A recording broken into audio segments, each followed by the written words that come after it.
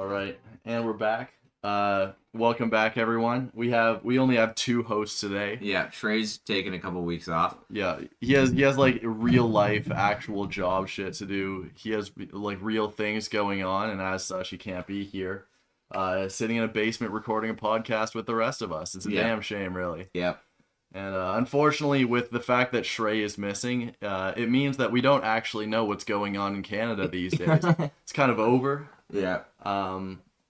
I still remember talking, I was sitting in one of my friend's backyards way back in the day. This is, 2020 was the last big American election? When even was that?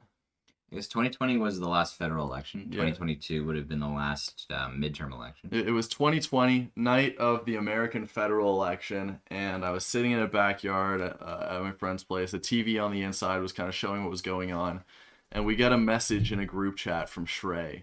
Yeah. And Shrey goes, "Hey, are you guys following the election?" And I don't want to act like I'm really directly following all the American election stuff, but I was like, I've got my eye on it. And Shrey was like, "Yeah, this is crazy." And I'm like, I wouldn't call it crazy. Like, it's a little close, but that's about it. It's nothing that exciting. And he starts talking about something NDP or something like that. Turns out he was following an election in, was it Northern Alberta? Or Manitoba or something. Yeah, or something like that. And he did not know that the American election was happening.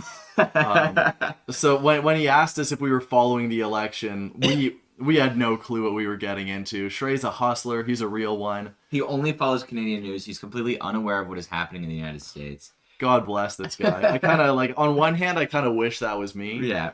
I know it's like, somehow every time I'm in a work meeting, American politics gets brought up, and I'm like, I guess that's like the reason we made this podcast, is that like we could have an outlet for Canadian politics and people could actually kind of get some sort of vibe on Canadian politics. But alas, without Shrey, we are but bastardized Americans. We're just an American satellite once again. That's true. Well, on more positive news, we just finished watching a bone-chilling, gut-wrenching, slow burn gem of a kino. Yeah, started off, I have to say, like, the first few minutes, I wasn't really sure what I was getting into, but it left off on a cliffhanger. Yeah. And I'm like a dope fiend. Yeah, I need to know what happened. That's right, folks. We watched Skibidi Toilet, episodes 1 through 65, back to back. All in one sitting. We're back. The Marathon boys are back in town. First we did, what was it, Madagascar. We've done Shrek before. We've done Kung Fu Panda. We've done the DC animated universe. And now we've watched all of Skibidi Toilet. I gotta say, yeah, the first few episodes, I was sitting there, I'd seen them before, and I was like, this is not that good. The kids are rambling, but I'm not sure if this is just a dumb meme that the kids are pissing and shitting about, as kids always do. But I had a dream last night that was vaguely related to Pacific Rim, and Skibidi Toilet somehow manages to feel like Pacific Rim in a lot of the best ways. The thing with Skibidi Toilet is it doesn't really pick up until the radio man and cameraman mechs start showing up. Yeah. The other thing is that it's if you just watch an episode of Skibidi Toilet and it's episode 34 and you haven't watched the earlier episodes, you have no idea what the fuck's going on. You kind of do need the lore just a little bit. Exactly. Even though the first few episodes are a little bit of a slow burn, it's only a 35-second burn. So true. So it's not that bad, but it gives you a sense of scale. It kind of makes it a little more personal in its own sense. You start to recognize characters like the TV mommy. Yeah. Oh my god, I wish that was me. You can see me actually in the film going up to hug the TV mommy as she teleports away into a cloud of smoke. Then the lingering shot on the defeated cameraman after he tries to hug the TV mommy and she teleports away. Dare I say it? Kino. That shit hurt me. That actually that was kind of painful. I don't know why they had to call me out like that, but it is what it is. Yeah. There were lots of plot twists and turns. Yeah. I guess we should say, we've already spoiled a couple of things, but go ahead, give it a watch. It doesn't take that long. Find the video we watched, episodes 1 through 65, Skibidi Toilet. Yeah, I was a hater. But then we saw it's game theory, right? Yeah, we saw Matt the game Pat's theory. game theory episode about Skibidi Toilet. When does it take place? Yeah, in which he points out that the Twin Towers were there. Now, keep in mind, this could be AI at this point. I'm starting to realize. I'm not sure if that's a real video. We're not verifying content. Yeah. Nah, facts are, we don't believe in those anymore. We're actually a postmodernist podcast now. We don't believe in objective truth. It's yeah, true. Everything's kind of relative. Don't ask any opinions about the age of consent. Postmodernists struggle with that one a lot. Yep. But yeah, we saw that, decided to take a deep dive. And I remember a talk back in the day where someone posted a screenshot from Twitter in a group chat saying Skibidi Toilet is like, what was it, unholy levels of Kino? No, life-changing levels life-changing. Of Kino. And I was a hater. I watched the first 3 episodes and I was like, Skibidi Toilet, not life-changing levels of Kino. This is just kids being kids. I'm getting old. It is what it is. And our son actually said that he kind of agreed with it. So our propeller beanie, our propeller hat wearing son who likes to walk around with a big twirly lollipop told us that it actually was indeed Kino. Yeah. So we took the deep dive, and I gotta say, they're onto something. I'm invested. I need the next episode. Yeah. More than almost any TV show I've ever watched, I think. Frankly, that cliffhanger was unreal. Yeah. Let's not spoil it, but you need to watch the first 65 episodes to understand what we're talking about, really. Yeah. And unless you have, you can't really say whether or not we're right or wrong. So you should just go out, spend 45 minutes of your life watching 65 episodes of Skibidi Toilet. Look, if we're trying to make this episode a full-length episode, just include that 45 minutes of watch time in there. Yeah. It might help you out a little bit.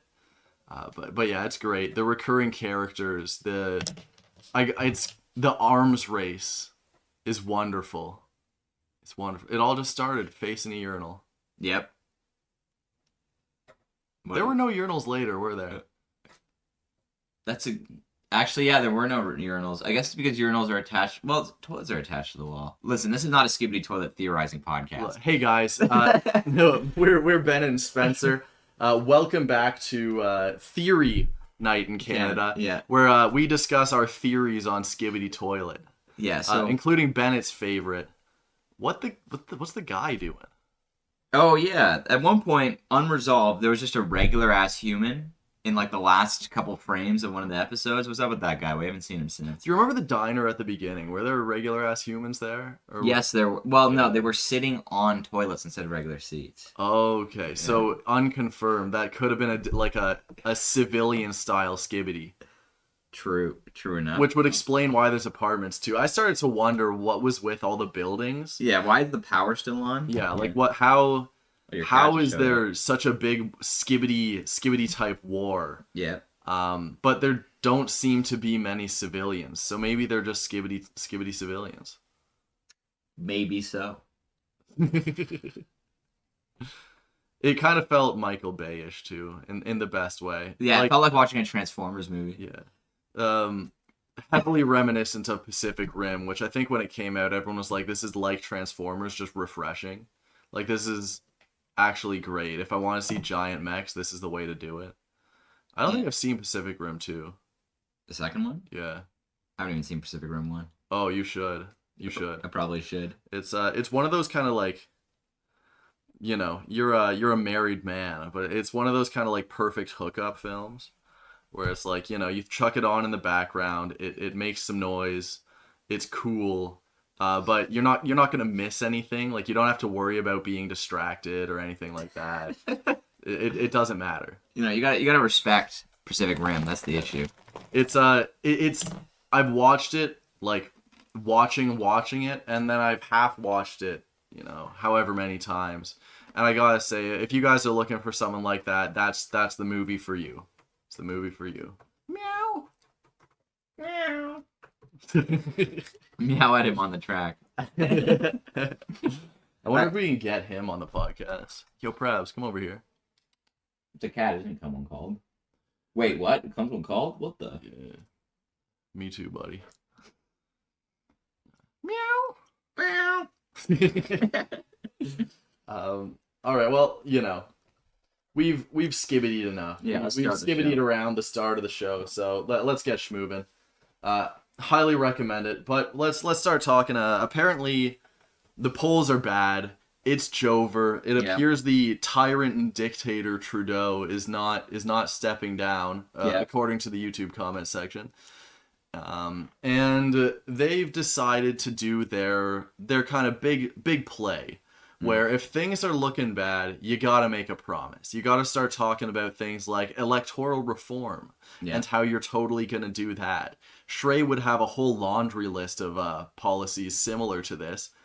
But, alas, since we're just a satellite of America, we have no idea what's going on in Canada. Yeah. Well, the big news right now in terms of public policy is the ongoing discussion in the Senate about implementing universal basic income in Canada.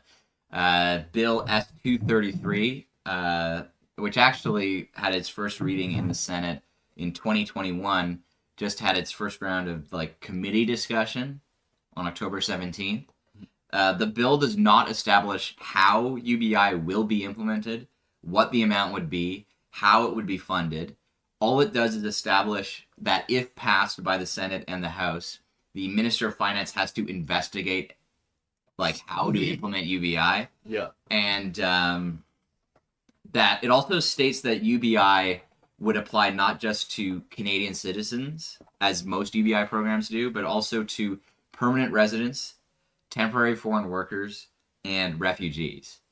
So basically anyone who lives in Canada. Yeah, if you're on Canadian soil, you're getting Trudeau bucks. Which makes me think this is not even just poll boosting, because UBI might not actually boost their polls that much. I don't know what the polling looks like for it, but it also could be to a last-ditch Hail Mary to rehabilitate Canada's image as a destination for immigrants. Yeah. Which has really fallen off in the past few years due to overcrowding. There's a lot of lack of opportunities, especially for skilled foreign workers. Yeah, if even long-time generational families can't get houses going, it's immigrants generally know that when you're going somewhere, it's not gonna be all rainbows. Yeah. And it's looking especially rough right now, I guess. Yeah.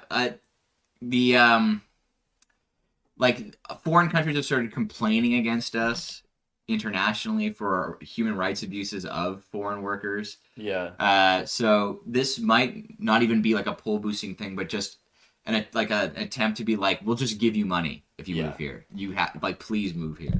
Yeah. I mean, I know a bunch of other countries have done universal basic income. Universal basic income is in kind of a weird spot because it comes off as a very progressive new monetary policy, but then even the progressives come out and just say this is just kind of a way to bail out some of capitalism's failures, to keep things to put more financial strain on the government in order to bolster profits of private companies without demanding that the private companies actually make shit better. Yeah.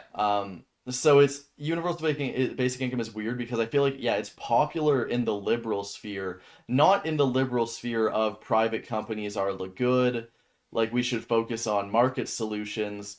Also not the progressive sphere, but the progressive liberal sphere, which doesn't really get appealed to that often. The liberals always try to go for those moderates. Mm-hmm. Yeah, this is a progressive liberal policy. It is now, which is, if you look into the history of universal basic income, it used to be the peak neoliberal policy. Yeah. Where it was it was sold as the replacement for the welfare state. Yeah. You don't need to have all of your social programs that would demand you do all of this searching for jobs or whatever confusing net of social programs you have for people with disabilities, for people who are I don't want to say in between jobs, but people who don't have a job or anything like that, people who are homeless. You just replace it with one catch-all that is able to boost everyone. Yeah. It does. it's Keynesianism without the fact that you actually have a strong central state that builds things. Yeah. Which was the good part of Keynesianism. Yeah. And it is weird that it's become like kind of a liberal progressive position to be pro UBI. Marxists generally oppose UBI. We watched one of the worst produced videos of all time. Yeah, we went to the ideology store to get our opinions on this. Yeah, we were like, what do Marxists think about this? We loaded up Cockshot's YouTube channel and listened to the worst audio mixing of any video I've ever seen. His mic was right up against his neck. You could hear his heart beating every time he when he was talking, you could hear his heartbeat, and it would just make parts of the words louder. If he ever stopped talking, it was just a heartbeat for a while. Yeah, it would just be like thump, thump, thump, thump. That shit was crazy. Yeah. I don't know how he gets away with it. I mean, Well, he's like 70, 80. Oh! Pardon me. Well, there's gonna be a peak in the mic. He's old as hell. That's the thing. He's looking pretty good for his age, though. Honestly, I just don't think he. Well, he is a professional computer scientist. So I feel like he should know how to use computers well. Yeah, but I guess not. Although all the old head computer scientists we know hate like video production and web design. Yeah, I think they're more just kind of like is it utilitarian? If it gets the job done, then the job is done. Stop trying to do better, kind of thing. Or... I guess like minimalist or utilitarian in like a philosophy sense. Just focus on utility. Do the thing. Yeah. But yeah, you could hear what he was talking about, and you could see him. Yeah. So I guess that works enough. Why invest in more? Yeah. It's a very old school computing mentality. Yeah. And his point was that UBI does more than anything subsidizes low wages. Like the value of labor power is the value required to reproduce that labor power. So you need to pay people what they need to show up to work the next day and not slowly waste away and die. So UBI allows, more than anything, companies to lower wages because it will be supplemented by the government taking on part of this wage suspension. Which overall, like the wages system, the idea is that for the majority of people, the wages always rein in on, always dial into being a subsistence wage that covers all of your basic needs, gives you just enough more, to reproduce your labor power, to keep you motivated going back to work and not really questioning things too hard. Yeah. So even if the minimum wage stays the same, I feel like the system just adapts to making sure that happens. Yeah. And since UBI will lead to wage depression, Cockshot argues low wages are bad for innovation. So the justification that we need UBI because computers will take all our jobs won't really come to pass. Yeah. Like, wages are already too low to bother replacing workers with robots for the most part. And they'll get even lower if UBI is implemented. So I guess that's for better and for worse. My cat's catching a wasp right now. Yeah, it's pretty distracting, but he got it, killed it. He got it? I don't know if he's killed it. He's a pretty delicate... Well, he smacked it, and it fell down. Oh, maybe he got it, then. Well, I don't know. Cats like playing with their food. It's tough to tell. The other thing is, UBI could actively disrupt capitalism in a way, in theory, because one necessary precondition for capitalism is that laborers have to bring their labor power to market. Oh, wasp survived. Now it's just angry. Yeah. Look, Prabs likes hunting. He gets really excited in the afternoons. Yeah. So it's either he chases this wasp around or he just starts bothering his sister, and then his sister gets pissed off at him. So this is as good as it gets. Yeah. So laborers have to bring labor power to market, and in theory, a sufficiently high UBI would allow laborers to not do that, to just refuse to go to work or whatever.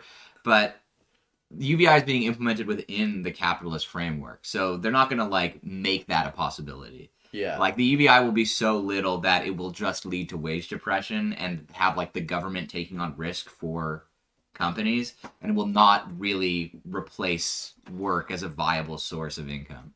You also have to, like, since it replaces welfare stuff, UBI does have a limit that it tries to dial people into towards. So, Yeah. like I was saying, where everything will dial into that kind of subsistence wage, you'll have richer people who you will need to tax heavily to allow the UBI to happen, but you'll also have to start taxing poor people heavily to make sure that the UBI dials them into a certain level of income that you desire, that you pre-decide.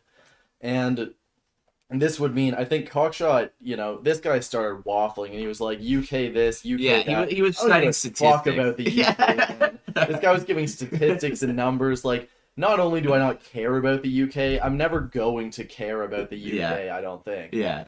Especially not pension policy in Scotland. But the Yeah. general idea that UBI would replace existing benefits is true. That's often what UBI advocates ask for. Although it should be noted that in S223, the language is ambiguous, but it does say that, like, the UBI should not lead to a reduction in net benefits received. So if people receive, like, $25,000 in assistance if they don't have a job now, the UBI should come out to, like, $25,000. Yeah, though this also leads to the whole basket of goods thing, where we were trying to figure out what inflation was based off of, like, basket of goods, and it is impossible. Yeah. There's no good way to go about doing that. The other thing is that it's like these programs, like, dial in consumption to a specific thing that people that, like, are designed to meet needs. Like food stamps or whatever the equivalent is in Canada exists to like, to be spent on food, right? Yeah. But UBI is kind of a neoliberal's dream in the sense that it unlocks all this spending power for the poorest people in a way that, like, budgeting is not done for them. So the hope, I think, is that they'll engage in profligacy and just conspicuously consume. Yeah, instead of getting food stamps, which can be, like, exchanged for food, it's now left to the market to figure out how to resolve everything. Yeah. And if you make sure that everyone's in this void market where there's no distance between anything and every transaction is done instantaneously with no friction and no cost, then everything is totally gonna work out this time, guys. Yes.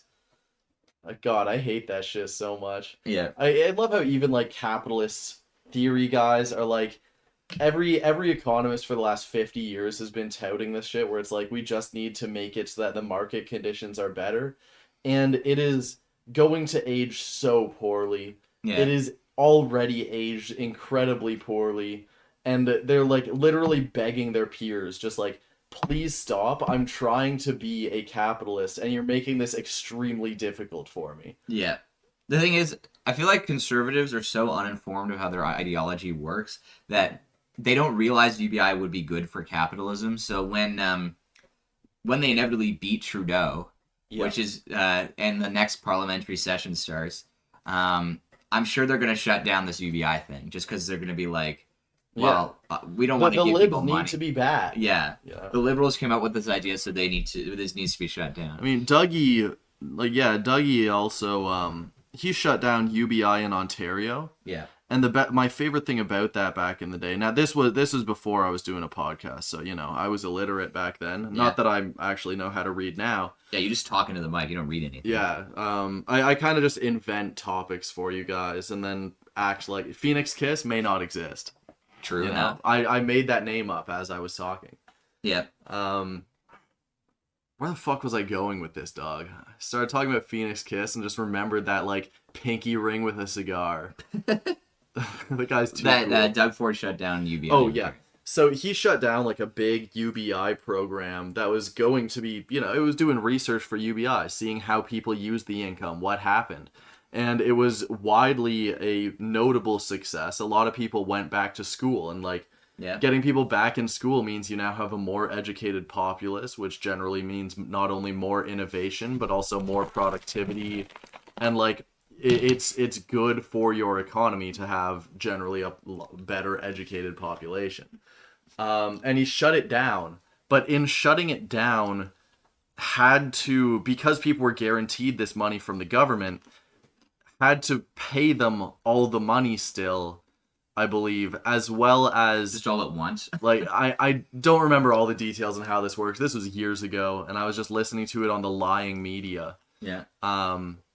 But essentially it cost the same amount as if he was just to let the program run, if not more, and we just got no information out of it. Like all the data was now worthless. I know Canada's done a bunch of UBI experiments regionally. Some of them failed, some of them worked well. Mm-hmm. I think a notable success was Mincome, which was minimum income experiment in Manitoba, where one town was given a guaranteed minimum income. If anyone made less than that, they were topped off to that level by the government. I think it was like... That's so hot. I think it was like $30,000 or something. Generally... Bro, so literally on my income right now, I would just be getting top. Yeah, you would probably benefit from the scheme, I guess, now. That's awesome. But, yeah, there was like positive mental health outcomes was the main outcome of it. Yeah. But the experiment was so small that like they weren't able to conclusively prove that it would help or hurt the economy in general. Yeah. Well, I think the big jump for universal basic income is the universal part. Yeah. You can give a section of the population a basic income, but when you convert the whole everything to that, that's kind of a different animal. Yeah. Completely. I know in I think it's Korea, so South Korea, I imagine. Yeah. They had a universal basic income thing that was done in an interesting way, where it was you get a bunch of money to spend, but it has to be spent on non-chain stores in your area. Mm-hmm. So it just encouraged a ton of people to go out, find a bunch of places in their area, invest into like the local small businesses and stuff like that. And also, just allowed small businesses to be much more competitive with large businesses because people had money that they had to spend there. Yeah. And I heard good things about that, though I haven't revisited it after. I don't know if the experiment has concluded. Maybe I should have Googled that before I just started talking into a mic. And one thing, though, is that Cockshot acknowledges in his blog post, which I also read, that while UBI might actually increase like equality, even if it's like in Marxist theory terms it is bad, it might have a positive social outcome within capitalism.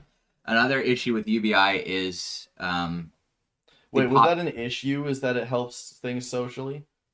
No. That's awesome. No, that's not an issue. Okay. It is like his opposition to it on theoretical grounds is like that it will lead to wage depression, it will stifle innovation, that sort of thing.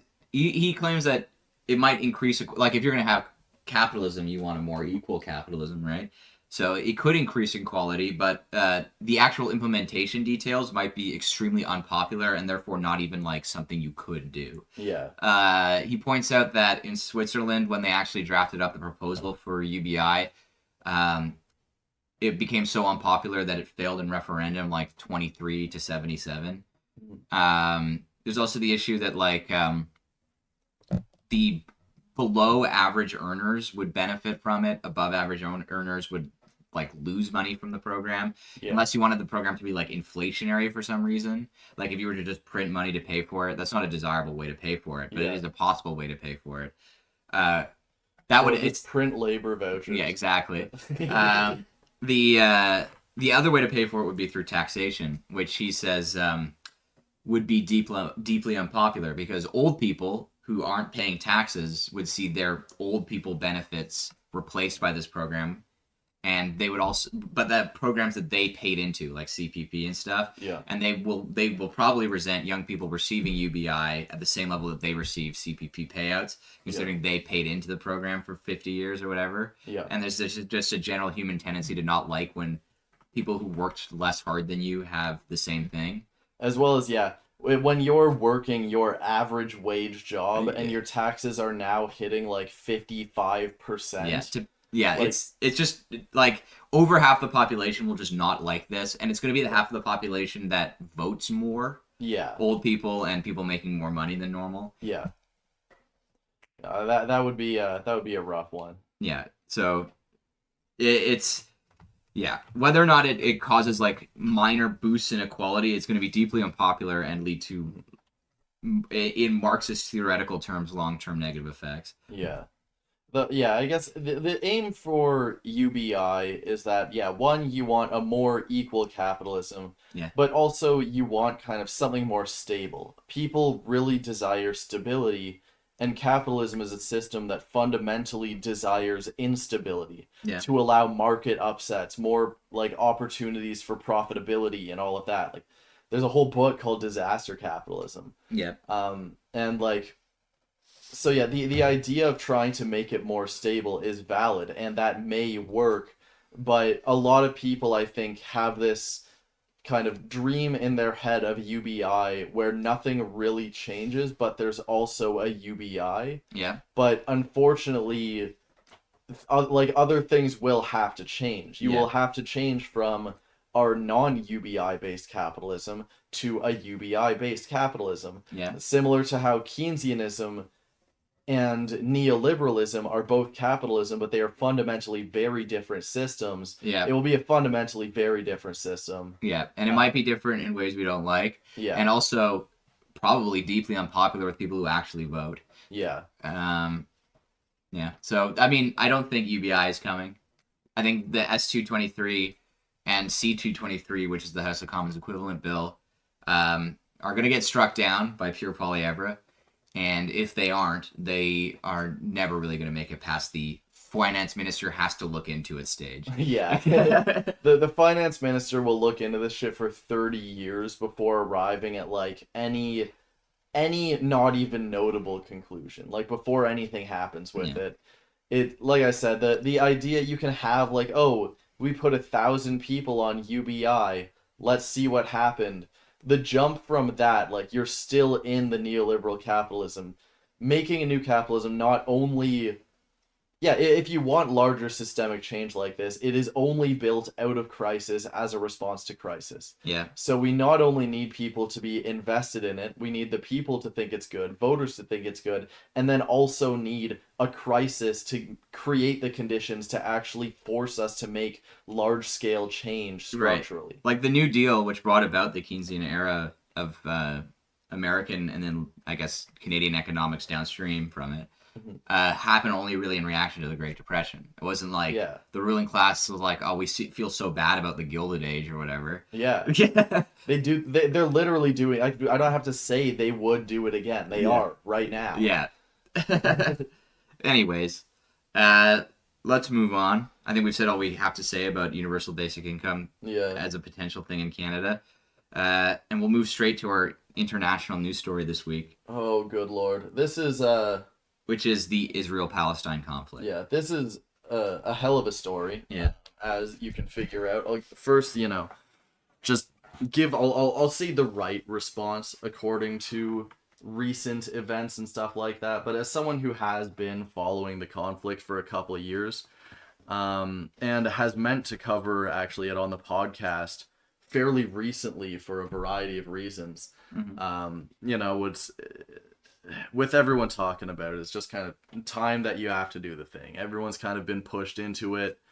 Everyone's got to pick a side. So essentially, there was a terror attack on a Jewish population in Israel, and many people, many Jews have a connection to Israel or know people there, which is a very bad and fundamentally scary event. Yeah. And to add on to that, there are like in far right groups and kind of like, I'll say Nazi type groups. Yeah. As well as just kind of white nationalist groups and all of that. Like they are popular right now. Whenever Israel pops up in the news, like anti-Semitism has a really strong core in these groups.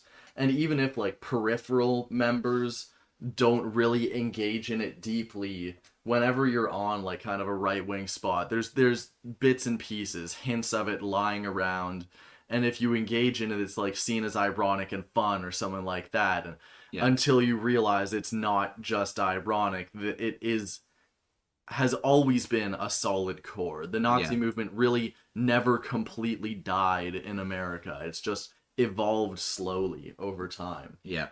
So yeah, people will definitely use this to try to make like awful remarks or make awful remarks seem more acceptable, or try to bolster more support for anti-Jewish action or anti-Jewish talking points and stuff like that. So that's one thing to look out for.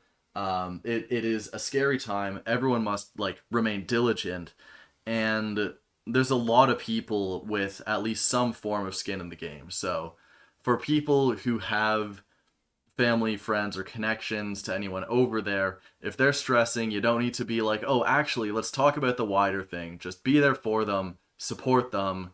That's the right thing to do. It's stressful. Make them feel at home. Do things that are good for mental health. I'm a big mental health advocate guy. Make sure you're doing the right thing. Stop trying to make people's lives worse. Yeah. But wait, I don't want to say but now. That's the wrong way to transition. Just be there for your friends. Yeah. Be there for people that aren't your friends. That is the right thing to do. Now, to cover more on the state of the conflict over there, as someone who has kind of followed this for a couple of years, it's been put into the spotlight, and frankly, a lot of the stuff that I've seen is wildly ignorant of just anything that's going on. I've seen a ton of people that are just kind of doing bold and unquestioning support for anyone, and I don't think a lot of people have said like, oh, don't touch this, it's extremely complicated. It's moderately complicated. But it's more just kind of like when this conflict comes up, my general rule of thumb for people is just don't mention anything for a few weeks. Let the initial emotions pass, then start to figure out what happens. You also have one side which has significantly more control over the media.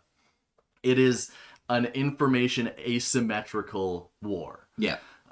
Which fundamentally changes everything. So I'm just going to start with some like ideas that I need to get, like, say before I talk more into this. One second, let me get my notes out. One is that Jews and the state of Israel are not necessarily the same group.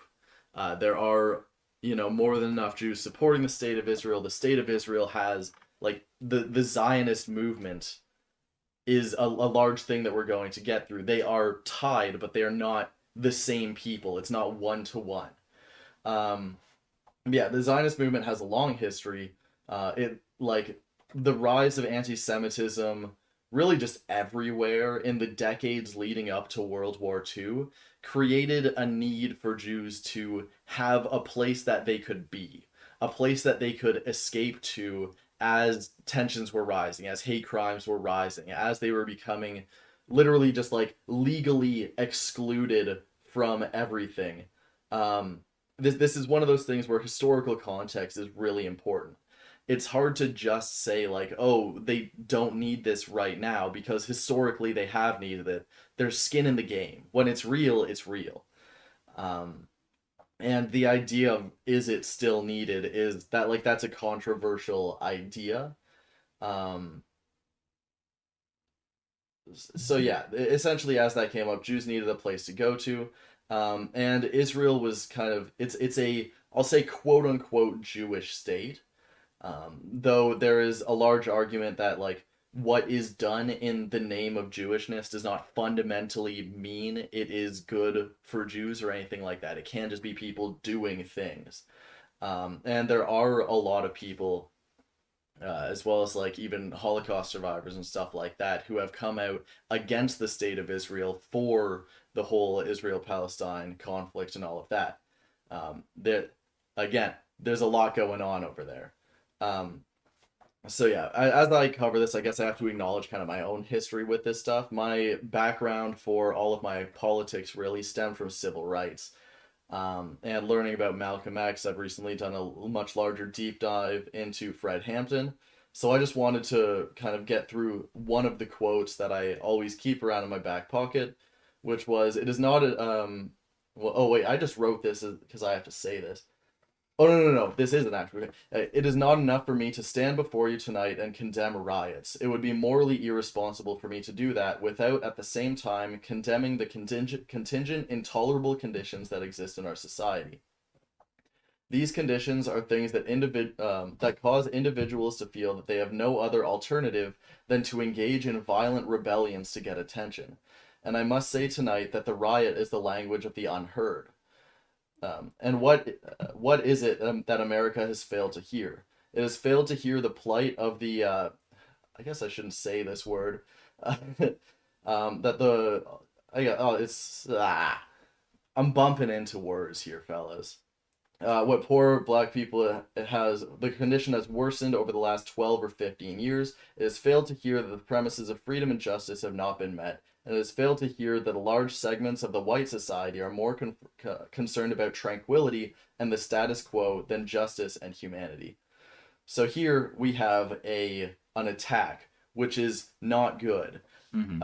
But to simply condemn an attack, that is something you should do. It is not enough to simply condemn an attack without condemning intolerable conditions that exist that have led to the attack. I feel confident in my ability to say that, and I'm just gonna back myself up to MLK and say, if you want to beef with that quote, beef with that quote. Yeah. So yeah, this conflict did not start recently. This has been going on for a long time. It has been extremely controversial. 2 years ago, Hamas launched missiles into Israel in response to Israeli police shooting rubber bullets into a mosque in response to protests over forced evictions of Palestinians. This is another thing. That was an event that is very similar to exactly what we're experiencing now. That was also very controversial 2 years ago. And yeah, we made the choice, or at least I made the choice recently, not to cover Israeli snipers shooting peaceful protesters as they were trying to run away, including pregnant women. Yeah, Israel has made peaceful opposition to Israel impossible. Yeah. And intentionally so. I'm sure you'll cover how Israel intentionally created the conditions for Hamas to arise. Yeah. Yeah, we made the choice not to cover Israeli operations killing journalists with bombs, snipers, and through other wider police function. The police generally being militarized. And there are also major political developments about the rise of far-right groups. There's an Israeli military leader, I didn't write his name down here, but he was previously turned down for being part of the Israeli government because he was too violent and insane, even for people who were actively engaging in an ethnic cleansing.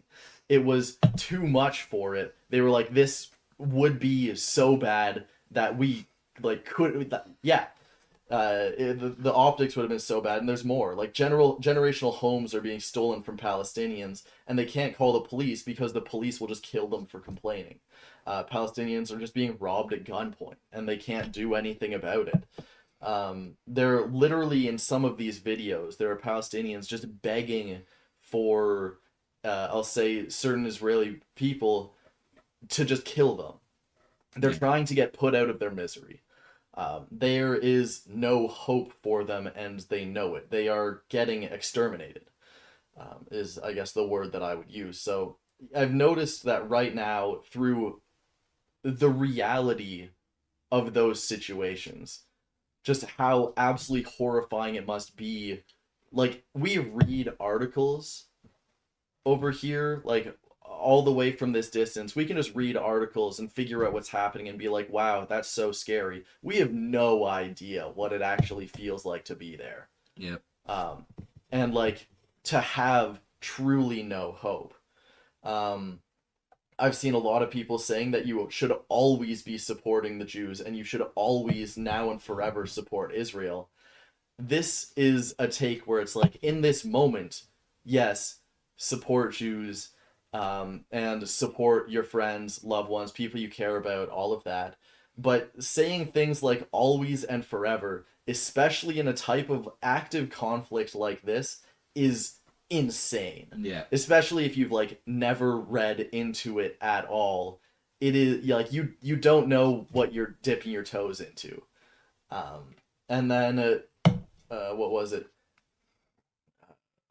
I had people say that anyone trying to look farther into this, which is I guess what we're doing now, beyond the immediate terror attack, is because of anti-Semitism and because it's been seen as historically normal to attack Jews. I want to acknowledge again that yes, the rise of like far right hate groups and stuff like that is very real. Yeah. And that it's not something that's made up. But like it I've done a bunch of studying. I've read a couple books about the Holocaust and all of that, which is where that stems from. And when you had like Jews in ghettos and stuff like that that would lash out and kill Nazis, we don't really call those terror attacks. Yeah, we call those uprisings, like the Warsaw Uprising, not the Warsaw terror attack. Yeah, because like the conditions that caused that to happen, I'm not going to blame Jews during the Holocaust for lashing out. That would just be wrong and irresponsible. You have to understand the conditions if you want to condemn the action. You have to kind of do both for things that deserve both to be done. So yeah, we have to look towards the conditions that cause things, as we do historically, and generally it should be done, though again it's hard to do in the moment, especially, you know, given that people have real skin in the game, which is why you should just avoid the conflict for a few weeks at least to let things settle a bit. Just support your friends. That's the human thing. I'm gonna repeat that. Do that. But yeah, the Holocaust is something that's really weird because I've studied it, and it's one of the more remembered events in history. Like, there are a lot of genocides that have happened. The Holocaust is kept an extremely strong name above everything else, and I think that's rightfully so. I think that way more people need to study and understand more about that. And honestly, I would just be down for it to be a mandatory part of more education. I mean, it already kind of is, I think. It is. In Canada, at least, it's part of mandatory historical education about the Second World War. Mm-hmm. I think it's discussed. I feel like... I think the main problem is people just don't pay attention. Yeah, that could be it. That could be it. But, I mean, we can't, like... Yeah, I feel like people need to... for people to know things. Yeah. Like, that doesn't make anyone that doesn't actually know a decent amount about the Holocaust should read books. Like, I've read Goda's The Holocaust. I've read Ordinary Men. And I'm planning on reading some more soon. I've also read one on more specific to people with disabilities during the Holocaust and their treatment. I think Friedlander was the guy's name who wrote that. And yeah, people should know more. There's way more to know than you think. And yeah, like a few points that I just want people to understand is that one, the whole point of a lot of reading around the Holocaust isn't just like that nothing bad should happen to X, Y, and Z. It is that this should never happen again. Not to any one group, but to any group. There should be no extermination of populations. There should be no ghettoization. Yeah, yes. The lesson of the Holocaust should not be that Jewish people are always the victim in every scenario. Yeah. It should be that you should not industrially exterminate people. Yeah. No matter who they are. Yeah. Though also, yeah, it is good to note as well, though, the history of specific Jewish oppression and how, as we've come towards the modern day, how its roots have kind of still stuck around. And a lot of countries have allowed it to happen. We just had an SS member in parliament. Yeah. Guy who killed Jews personally. Yeah. Like, that shit is actual cranked. But yeah, the Holocaust, as it pertains to Jews, also, like, the Holocaust as an event was not just the extermination of Jews. That was the end of the Holocaust. That was kind of at its most concentrated hatred. But it started off, if we just go to specifically towards Jews, like general exclusion from society, slow withering of rights as it specifically pertains to Jews, stopping Jews from performing regular activities, disallowing ownership and stuff like that, as well as just social ostracization, allowing conspiracies like the Protocols of Zion and stuff like that that just have no basis. They're not even allowing them thrive. Not even allowing them, embracing them as official government policy. Yeah. And also, it's good to know that the exterminations of the Holocaust didn't even start with the Jews. It started with disabled people because they were seen as unproductive and impure people.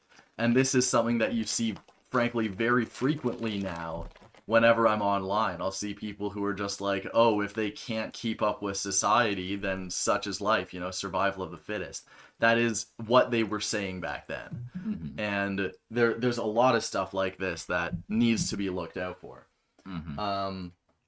And yeah, maybe we should learn also not to put frequently and widely hated minority groups onto lists and categorize them officially, kind of like they're doing in Saskatchewan over there.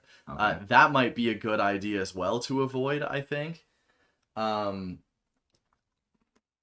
So yeah, another thing to talk about, which is Hamas, which is kind of one of, I guess, the ruling bodies of Palestine, I guess I'll say. Right. So did you look into how Palestinian government works? It's really confusing. Yeah, I've I've had a rough gig. I've heard from a bunch of people who are like non-Hamas Palestinian government officials, but it kind of turns into a web. There's different areas, different levels of things. Yeah. Different recognition of different things legitimate. The general like summary though is that Gaza is under Hamas, as Israel wants it to be, basically. Yeah, they took down. There used to be a bunch of leftist leadership in opposition to Israel, but that was like killed off by Israel because they couldn't have people rallying behind the Palestinians. Yeah. You need people to be left with a terror group because it's unrallyable, and that helps you exterminate people. Yeah, and Hamas has a presence in the West Bank for sure, but the West Bank is mostly ruled by Fatah, which is like the liberal branch of the PLO. The Palestinian Liberation Organization is like the secular opposition to Israeli government in Palestine, and it's like a union of the Fatah and a couple social democrat parties and a couple communist parties, but they're pretty marginalized. Yeah, so but it's also important to note that the current configuration of the Palestinian government exists as the result of like an election that occurred so long ago that most Palestinians were not alive when it was held in 2006. Oh yeah, the average age of Palestinians is 18, I believe. In Gaza, not the West Bank. Okay. It's a little bit higher in the West Bank, but not much higher. Yeah. In Gaza, though, half of all people are children. Yeah. And none of them were alive when the current government was elected. Yeah. But yeah, I said earlier that it is useful to make a distinction between the state of Israel and Jews, and I think that's something that needs to be done more and better. I'm not even really going to claim that there needs to be a distinction made between like a lot of the Palestinian population and Hamas. I'm just going to claim that you need to understand why that is there. Yeah, why Hamas is such a dominant position. But also, I think like the Palestinians might support Hamas, but that doesn't make like mistreatment of them justified. They also don't like. Okay, so they're popular, but they're not just chilling like we are in Canada, voting for people that they like or don't like, or they're not like voting at all. Yeah. Israel killed off any normal and rallyable opposition, and Hamas is all that they have left. Palestinians know that they're dying. Half their population is 18 and under. Israel, which are the people that are doing the ethnic cleansing of Palestinians, are in control of their food, water, and electricity. In Gaza. Yeah. I think there also needs to be a distinction. Yeah, I guess, yeah. I should have split that up a little bit. But Gaza is I tried not to add more groups than necessary. So, for those who aren't familiar, Palestine has been split into two parts. Gaza, which is a very narrow strip of land on the Mediterranean Sea, bordering Egypt and Israel. It is heavily patrolled. Israel maintains like a fence around it. You cannot enter Gaza. You cannot leave Gaza unless it is on special, basically indentured servant work permits. Yeah. Everyone in Gaza is stuck there. All of their food, water, electricity is provided by Israel at Israel's mercy and can be cut off at any time. And Gaza is just directly ruled by Hamas. Yeah. The West Bank is different. Large sections of the West Bank have what are called settlements on them, which are like Israeli colonies, where Israeli ultranationalists usually will go out there, seize land from Palestinians, They just walk up to a house with a gun and say, "This house is mine now." Yeah. And there is nothing that can be done about it. Yeah, and the Palestinian government of the West Bank, which is the other half, or I guess other 80% of Palestine, has no, like, unlike Hamas, has no means to oppose any of this, so they just allow it to happen. But the West Bank has a much more complicated, like, source of where things come from. A lot of their electricity, water, and food comes from Israel. Some of it comes from Jordan. Was it 70% is Israel, though, still? Yeah. It's a big amount. A lot of it also comes from abroad. Electricity, that is. Yeah. Guess who can provide some food and water, though? Hamas. Yeah. Which, if you have food and water, you have a lot of problems. If you don't have food and water, you have one problem. Yeah. Also consider that while the PLO can't oppose Israel's seizure of Palestinian assets, Hamas can. They actually can't, because Hamas is a terrorist organization in the eyes of Israel. Israel and Hamas do not negotiate with each other usually. Mm-hmm. If Israelis go to steal stuff from Palestinians, Hamas will defend Palestinians, whereas the PLO has its hands tied behind its back and a blindfold on when it comes to defense. But yeah, a big part of why Hamas is so popular isn't because it's like, hey, let's work on rebuilding everything. Yeah. It's because people know that they're going to die, so they want to die on their own terms. And also take Israelis with them when they can. Yeah. They have no future. They live in the perfect conditions for extremism and all of that to reproduce. If they want to go out, they want to do it loud so that people hear. They have witnessed terror their entire lives, so they want to go out doing the same thing. And, they're like, what else is there? There's nothing. They have nothing. They have no future. And it should also be noted that this is not an accident. Like, the Zionist project, as it's envisioned by Likud and the other far-right members of the government in Israel, is the complete supplantation, expulsion, or extermination of Palestine and its absorption into Israel completely. Yeah. Right? Like, the rise of Hamas in Palestine is not an organic reaction necessarily, but a deliberately engineered reaction by the Israeli government with funding directly given to Hamas in the past to put them in a position to usurp the secular opposition. Also, when it comes to this terror attack, Israel was warned days in advance by multiple different groups, including other governments. And I think it's uncontroversial to say that they let it happen, because it now gives them an excuse to do what they wanted to do. Yeah. Again, it does not it's not to say that this is good. Yeah, it's never justified to kill civilians, but Israel did let it happen. Yeah. It was going to happen. The conditions were built for it, and then it happened, and everyone seems to be shocked. Anyone who has been looking at this conflict, even from a distance, for more than 4 months, could have probably predicted that something like this was going to happen again. Yeah, and it's happened in the past, and people, I think, are kind of shocked that Israel is reacting so disproportionately, but people don't remember that Israel used to openly embrace the policy of disproportionate response. Yeah, and they still do. I mean, they literally said Palestinians are animals. Yeah, but that's they're not humans, they're animals, and like... That's a rhetorical device. The IDF used to literally have a policy of killing more people than were killed by Palestinian resistance. Yeah.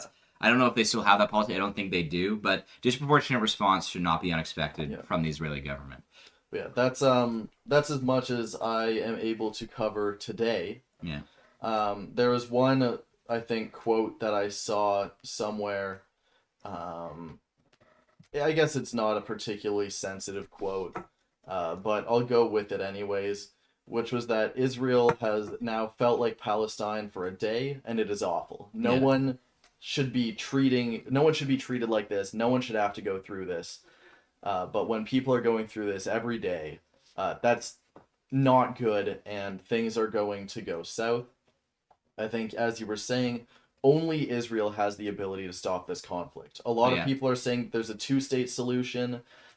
Israel can say, okay, what we have now is going to be the 2 states. We will stop moving in.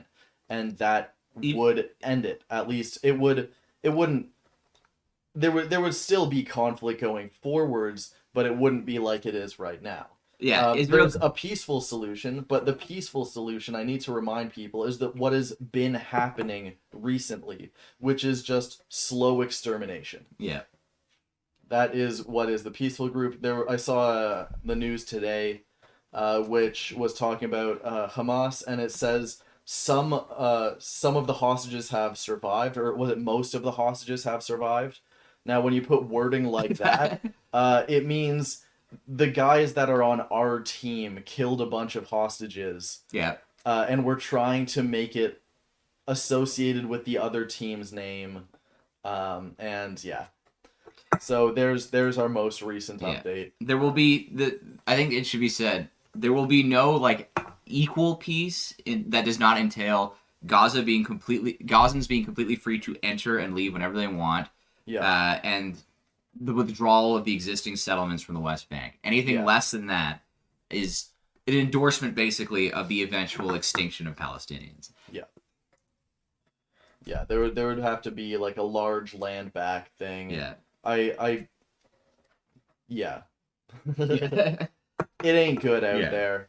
I guess now that we've started covering this is a conflict that I do actively follow and have for a fairly long time. But should we also cover the response in the controversies that are ongoing in the United States and Canada over the response to this? We'll come back to that. We'll come back to that. I think this is our episode for today. Okay. Thank you guys very much for listening. But yeah, as I said, I've been following this for a while, and I guess I'll make it a running thing in our podcast. I'll try to keep more up to date. Next time we'll cover that doctor who got fired for living in Gaza and saying he doesn't like how Gazans are being treated. And the Harvard students' letter signing. Yeah, there's also professors have retroactively lost their tenure for previous statements on Palestine before this happened. Yeah. Including professors who are supporting, like, who are anti the Israel offense. I forget the words right now. Whose entire family died in the Holocaust. Yeah. Has been flagged as an anti-Semite now. And he absolutely flipped shit on a lot of people. And I think, he actually flipped shit on people for that decades ago. Yeah. There you go. All right. Well, that's all we have this week. Thanks for listening, and we'll catch you guys next time. Bye. Bye.